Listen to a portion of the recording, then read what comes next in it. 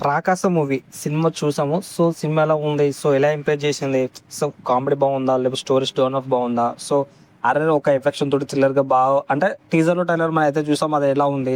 Acid ఉందా లేదా అని చెప్పేసి మాట్లాడుకున్నాం. ఈ సినిమాలో మెయిన్‌గా వచ్చేసి ఏందంటే మన హీరో. సో, హీరో ఏందంటే ఇక మనకి యాక్చువల్‌గా తెలిసిందే. సో, అన్‌ఎక్స్‌పెక్టెడ్‌గా ఏందంటే ఒక గ్రామానికి వెళ్తాడు. అక్కడ కొన్ని సమస్యలుంటాయి. సో, ఇతడు హరుగుడు అనే సమయానికి అతను కాపాడడా లేదా అని చెప్పేసి ఒక కాన్సెప్ట్ ఉంటది. తర్వాత గెటప్ సీన్ వాళ్ళ కాన్సెప్ట్ కామెడీ. సో, అలాగే హీరోయిన్ వాళ్ళ కామెడీ. సో, ఇక కొంచెం ఫన్ టైప్ ఎళ్తుంటది. కొంచెం హారర్ ఇవి ఉంటాయి సస్పెన్స్ అలాగే కొంచెం హారర్ ఎఫెక్షన్ చాలా చాలా ఉంటది. సో, ఈ సినిమా చూసినప్పుడు ఏందంటే మనకి ఈ కొంచెం ఇక మిత్ ప్లేస్ కొంచెం హారర్ టైప్ ఉంటది చూసినావా? సో, అలాంటిది ఉంటది. ఒక బకాసుర. సో, అతన్ని ఇక కొన్ని ఉంటాయి కదా! ఆల్రెడీ రీసెంట్‌గా ఇలాంటి సినిమాలు చాలా వస్తున్నాయి. మనం చూస్తూనే ఉన్నాం. కాకపోతే కాన్సెప్ట్ వేరు, కాస్ట్యూమ్స్ వేరు ఇవన్నీ డిఫరెంట్ డిఫరెంట్ ఉంటాయి. స్టోరీ వైస్‌గా సేమే ఉంటది. సో, మన రీసెంట్‌గా స్టోరీ తీసుకుంటే అదే కదా! సో, సంగీత్ శోభన్ గురించి ఎక్స్‌ప్రెషన్ చెప్పుకోవాలి. ఎందుకంటే తను మ్యాడ్ సినిమాలతోటే మొత్తం ఇచ్చి పడేసిండు. కామెడీ ఎట్లా చేస్తాడో. సో, తన స్క్రిప్ట్ సెలక్షన్ చాలా చాలా బాగుంది.